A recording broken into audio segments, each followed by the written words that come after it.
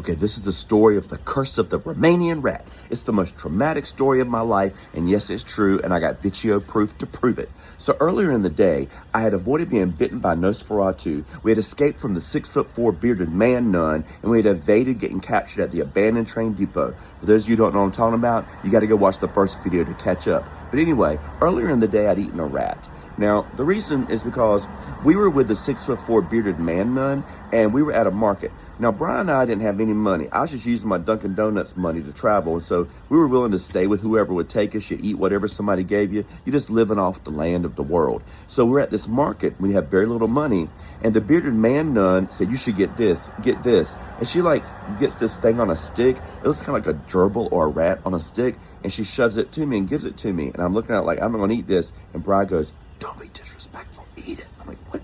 So anyway, so I go and I start eating it. Then she gives him one and he eats it. And so I'm like, oh my God, I think I just ate a rat. But anyway, it was horrible. And this is a video of Bri picking on me for being so upset that I'd eaten a gerbil rat. Eating hamster meat.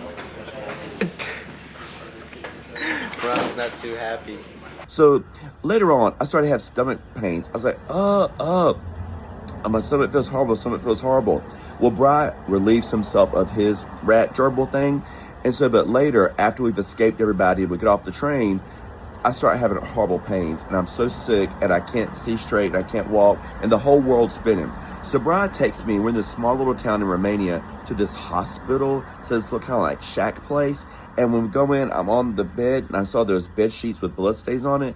And I was like, oh my gosh, what is this? And so Brian's fussing at the people, there's like blood stains. So they end up taking the sheets off, don't change the sheets, put me on this blank bed. The doctor comes in and says, your appendix is ruptured. We've got to perform surgery now. And I'm like, oh my God, what's going on? Y'all seen any of those movies like the Texas Chainsaw Massacre with all the weapons are hanging like from the ceiling and stuff? That's what I saw over in the corner. I saw all those weapons hanging over in the corner. I'm like, what's going on? Oh my God. And this is Bri videotaping me when I'm in the hospital.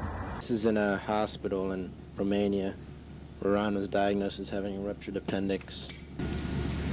Is Ron waiting for his surgery? And so I'm in bad shape. So the doctor then comes in and he's like, I need to see your visas to be in Romania. You're Americans.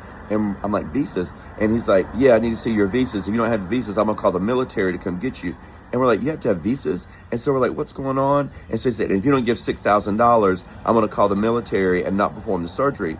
And Brian's like, what? And I'm like, what? And so I'm kind of out of it. Well, Brian tells me that he ended up walking outside. He's trying to think, what can we do? What can we do? We had no money. Our credit card had like a $300 limit. So he said he went around to the back of the shack hospital place and he saw freshly dug graves. These are the graves. And he's like, freshly dug graves? What is going on? So he comes back in. He sneaks in. The doctor's not in there. He whispers in my ear, Ron, I'm getting you out of here. I'm like, what? He picks me up and starts carrying me. We are running out of there. We run back to the little hostel place where we were going to stay. We got our bags. We get to the train station and we're on the train, trying to get out of there. And I'm like, bro, I'm so sick. I'm so sick. He said, Ron, you just got it. We got to get you to a different hospital. Got to get you to a different hospital. We're almost at the border. We'll get you to Hungary. We'll go to a hospital there.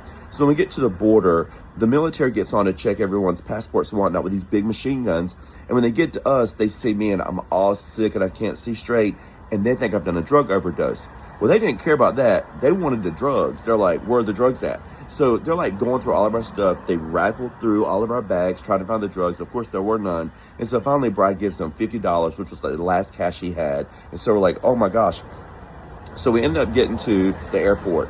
And because I was feeling better, and Brian said, Ron, do you think you can fly? I said, I think I can fly. I'm feeling a little better. He said, okay, let's go in and get your plane changed. Let's get you routed through Paris to go back to home to America so your parents can pick you up, take you to the hospital.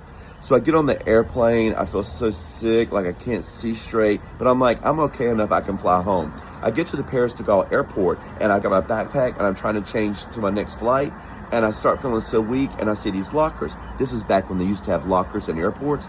So I go over and I open a locker, put in my backpack, and close it. And I'm like, maybe one day I'll come back to Paris and get it or not. I don't care. All those clothes smell nasty anyway.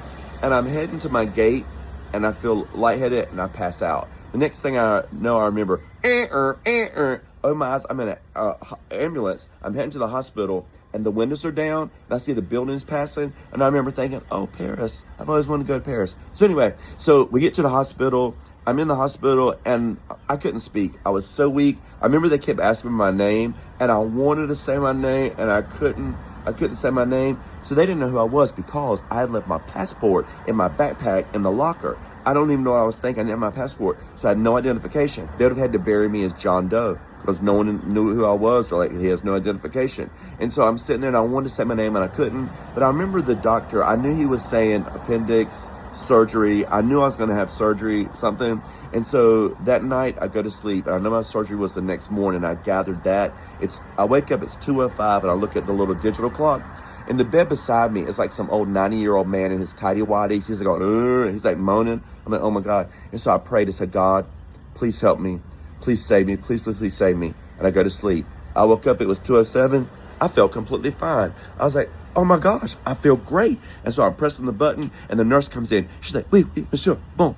I'm like, I'm fine. I need to go home. She's like, monsieur, no. And she's like telling me to calm down because of my appendix. I'm like, no, I'm fine. I can do jumping jacks, whatever you need me to do. I got to go home. He said, no. So she's like, no. She's like, you got to stay. So the doctor comes in the morning. I'm like, really, I'm completely fine. I feel great. I'll do whatever you need me to do.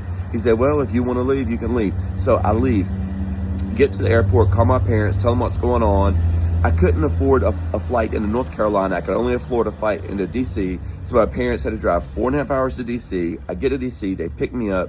I'm sick, y'all. I don't feel good at all. We drive straight to the hospital in Belhaven, North Carolina. I'm in there for 3 nights.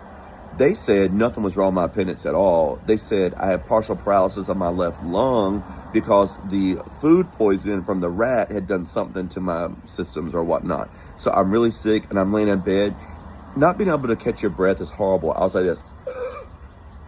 I couldn't breathe. It was bad. So I'm sitting there with my mom, and all of a sudden CNN comes on, and I hear Bry on CNN. He's like, I can't believe he's gone. He was just here, and I can't believe he's gone. I'm like, Mom, look, Bry's on CNN. He thinks something's happened to me. This is horrible. And Mom's like, oh my gosh. You know, Bry actually wasn't talking about me. For when Bry left me, he headed to run to the bulls in Pamplona. Because once we became vampires, that's what we were going to do. So he goes without me. Well, he goes to a youth hostel, and he actually finds an American who's like, yeah, I'll run the bulls with you. That individual is Matthew Tazio. So they go and they run with the bulls together. Bry's in Pamplona having a massive, great time. And they go and they run with the bulls. And when they do, Matthew Tazio is the very first American ever to actually be gored by a bull and running with the bulls. He had just graduated college, engineering degree, incredible young man, and he lost his life. And so it was tragic. But I said that I thought, oh my gosh, that was supposed to be me. I was supposed to be the one to Bry's right, running with those bulls. So if it hadn't been for the curse of the rat, I would have been with Bry. And so it just kind of like shocked me. So eventually, Bry and I go on. We've been best friends our whole lives. Love Bry. I was actually the best man in his wedding. He has a beautiful bride. Love him so much. But when I was in that hospital and I was so sick, my mom said, Ron, you can't do this. You can't keep doing these adventures. I said, no, I'm going to work to the Dunkin' Donuts. I'm going to save up money and I'm going to go live on the beaches of California with Bry. Or I'm going to go to run the Great Wall of China. And she says, well, at a local school, a teacher passed away. Why don't you go consider teaching? I didn't want to teach, but my mama said, if you don't at least go talk to the principal, I won't support anything you do for the rest of your life. You know how mamas can be. So I go to talk to the principal, and I end up meeting the students, and I'm like, I think this is what I should do. So I start teaching. 32 years later, I'm still doing it. And I don't have that wanderlust to have these big adventures where I go get turned into a vampire anymore. My thrill now is to see the world through the eyes of my students. So I've taken them all over the world. We've gone to South Africa and Japan, China, Peru, Greece, Italy, Barcelona. We go lots of places, but we're not in search of vampires. We are in search of culture. So I take my students to be a student of the world, to understand other people, just to be open-minded and global-minded in your way of thinking. And so it's been incredible. I think the world is the best textbook you can have. So I escaped the curse of the rat, and I used my desire for adventure, and I turned that around to provide opportunities for students that will be life-changing for them. And on one of those trips I took with my students, something happened. We ended up with a striking encounter with the most famous man in the world, and that video is up next.